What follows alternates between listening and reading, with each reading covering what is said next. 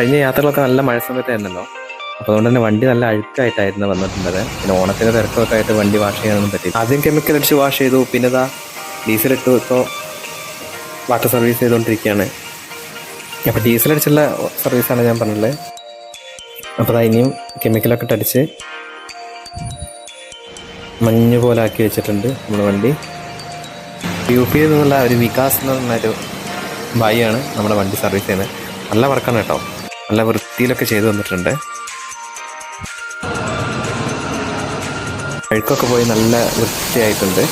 ഇത്തിരി സമയം എടുത്തിട്ട് നല്ല വൃത്തിയിലാണ് കേട്ടോ ബായി വർക്ക് ചെയ്തത്. ഏതായാലും സൂപ്പറായിട്ടുണ്ട്. പിന്നെ അവസാനമായിട്ട് ഇനിയിപ്പോൾ എയർ അടിച്ച് നമ്മളെ പ്ലഗിൻ്റെ ഉള്ളിലൊക്കെ ഉള്ള വെള്ളമൊക്കെ കളയാണ്.